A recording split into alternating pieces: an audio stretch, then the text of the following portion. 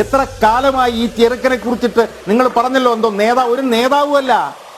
ഈ ബിനീഷ് കുടിയേരി എന്ന് പറഞ്ഞാൽ വെറും 7ാം കൂലിയായിരുന്നു അവൻ. ഇവിടുത്തെ കൊച്ചു പിച്ചാത്തിയും അരയിൽ തിരികെ നടന്ന് പിന്നെ SFIക്കാർക്ക് വേണ്ടി ഗുണ്ടാ പ്രവർത്തനം നടത്തി ഇവിടെ നിൽക്കുന്ന പോലീസുകാരെ പോയി അടിച്ച് അവന്റെ തെറിവിളിയും മേടിച്ച് നടന്ന ഒരു 7ാം കൂലി ചെറുപ്പക്കാരനാണ് ബിനീഷ് കുടിയേരി. ബിനീഷ് കുടിയേരി എന്ന് പറഞ്ഞാൽ വെറും 7ാം കൂലിയാണ് അവനൊക്കെ. അവൻ എങ്ങനെയാണ് പണം ഉണ്ടാക്കിയത്? അവന്റെ അച്ഛന്റെ പേരിലാണ് പണം ഉണ്ടാക്കിയത്. അവന്റെ അച്ഛൻ ആരായിരുന്നു?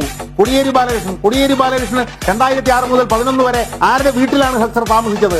സേവി മനോ മാത്യു എന്ന് പറഞ്ഞ ഒരു റിയൽ എസ്റ്റേറ്റ് മാഫിയക്കാരന്റെ വാടക വീട്ടിലല്ലേ കോടിയേരി ബാലകൃഷ്ണൻ 5 വർഷം ഇവിടെ താമസിച്ചത്?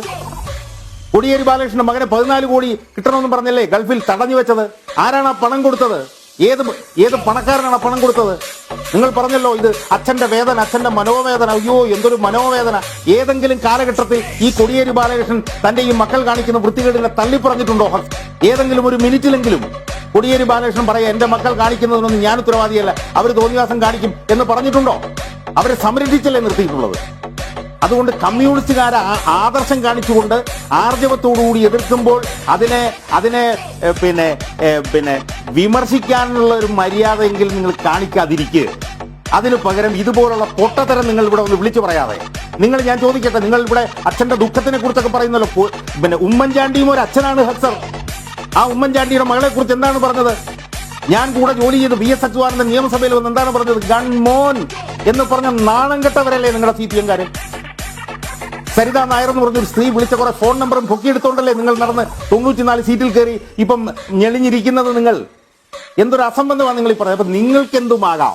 ഇവിടെ ജോർജ് കുര്യൻ ചോദിച്ചതുപോലെ ഏതെങ്കിലും കോൺഗ്രസ് നേതാവിന്റെ മക്കൾക്കോ മരുമക്കൾക്കോ ഇതുപോലെ കള്ളക്കടത്തുകാരനുമായിട്ടും മാഫിയ തലവനുമായിട്ടും ബന്ധമുണ്ടായിരുന്നെങ്കിൽ കരിയോയിൽ ഒഴിച്ച് കേരളത്തിൽ നിന്ന് ഓടിക്കില്ലായിരുന്നോ നിങ്ങൾ?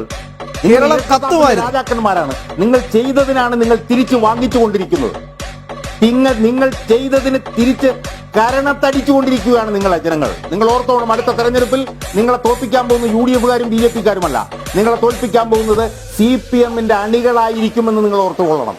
CPM-ന്റെ അണികൾ നിങ്ങളുടെ കരണക്കുറ്റി അടിച്ച് പൊട്ടിക്ക് നിങ്ങളുടെ പല്ല് പറിക്കും എന്ന് നിങ്ങൾ ഓർത്തുകൊള്ളണം. നിങ്ങൾ ദയവ് ചെയ്ത് ഈ പറഞ്ഞ ഇതുപോലുള്ള നാണം കെട്ട CPM-കാർ തല പൊക്കാൻ കഴിയുന്നില്ല. പാവപ്പെട്ട CPM-ന്റെ അണികൾക്ക് തലയിൽ തുണിയിട്ട് പോലും അവർക്ക് പുറത്തിറങ്ങാൻ കഴിയുന്നില്ല. അതുകൊണ്ട് നിങ്ങളോട് കൈകൂപ്പി എനിക്ക് പറയാനുള്ളത്, ഇതുപോലുള്ള മണ്ടത്തരം പറഞ്ഞുകൊണ്ട് ചാനലുകളിൽ പോകുന്ന ഈ പടി നിങ്ങളെപ്പോലുള്ള ആളുകൾ അവസാനിപ്പിക്കണം.